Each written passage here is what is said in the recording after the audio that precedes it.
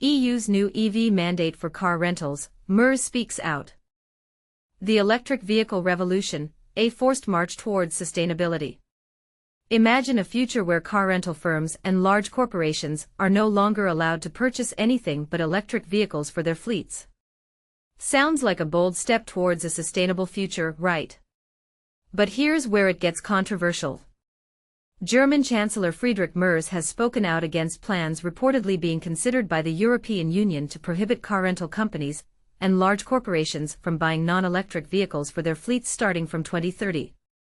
According to a report by Bild, companies like Sixt SE and Europacar Mobility Group SA would only be permitted to purchase electric vehicles from that date, citing unnamed EU sources.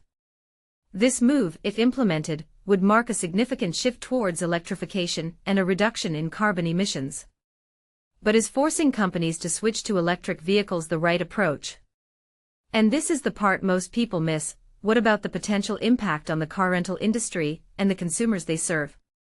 As the world grapples with the challenges of climate change, it's undeniable that electric vehicles play a crucial role in reducing our carbon footprint. However, mandating their adoption raises important questions about the feasibility and fairness of such a policy. Would this move stifle innovation and competition in the industry, or would it drive progress and investment in sustainable technologies? The proposal has sparked debate about the role of EU plans 100% electric vehicle quota for fleets by 2030, what it means for the auto industry. Imagine a future where every rental car and company vehicle across Europe must be electric by 2030, a seismic shift that could redefine mobility. But here's where it gets contentious. The European Commission is reportedly pushing for exactly that, though fierce opposition is already mobilizing against what some call a rushed mandate. According to leaked information, the EU plans to enforce a 100% electric vehicle quota for corporate fleets and rental companies starting in 2030, with a formal proposal expected this summer. While not entirely unexpected, similar discussions surfaced earlier this year proposing 75% adoption by 2027.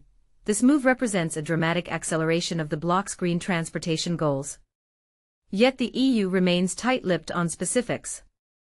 Officials confirm regulatory work is underway but haven't verified the 100% figure, leaving stakeholders in limbo.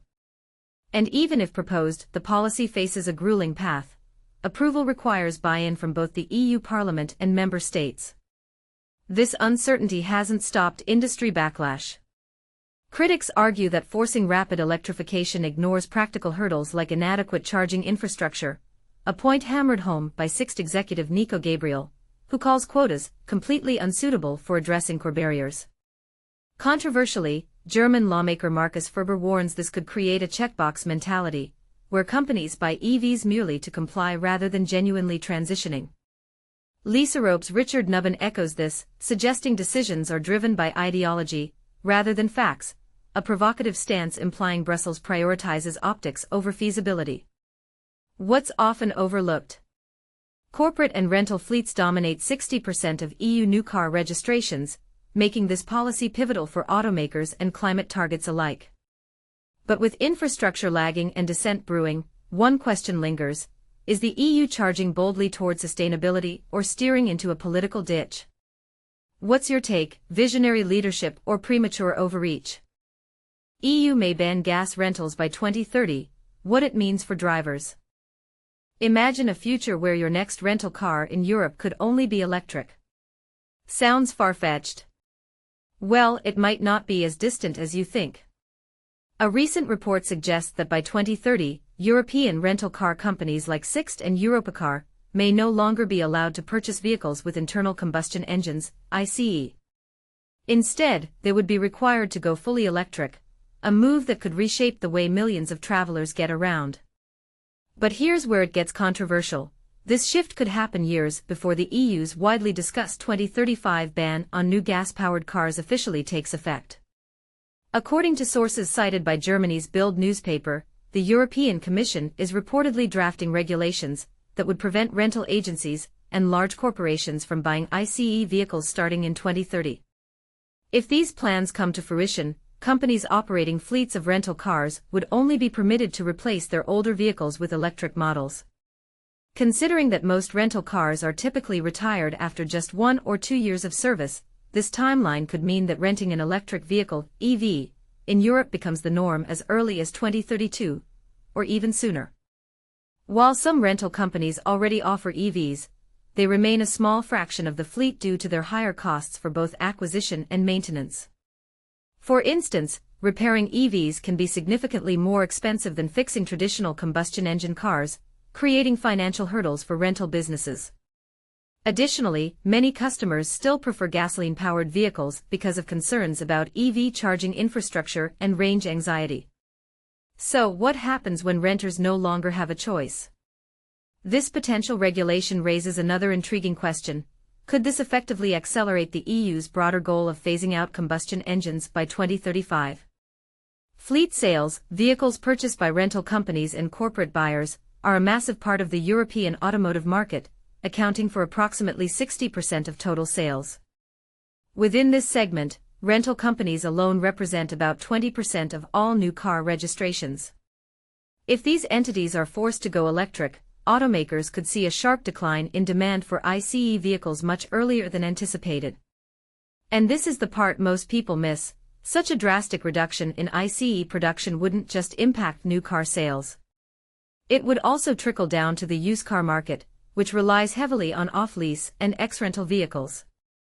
With fewer combustion engine cars entering the second-hand market post-2030, buyers looking for affordable options might find themselves stuck between limited choices and higher prices.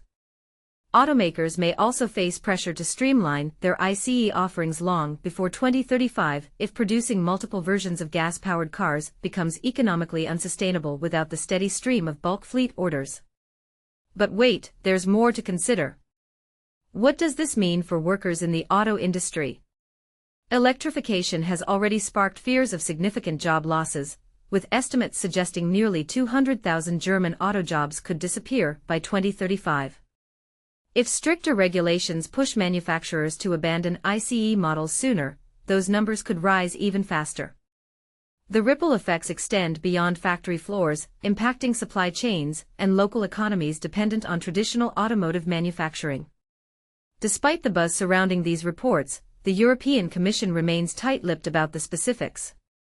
While they confirm to Bild reporters that new regulations governing vehicle sales within the bloc are under development, officials have yet to provide concrete details confirming the rumored 2030 cutoff for ICE fleet purchases. This lack of transparency leaves plenty of room for speculation and debate. So, do you think forcing rental companies to go electric is a bold step toward sustainability, or does it risk alienating consumers and destabilizing industries too quickly? Should governments prioritize environmental goals over economic concerns, or should the transition be more gradual? Share your thoughts in the comments. We'd love to hear whether you agree or disagree.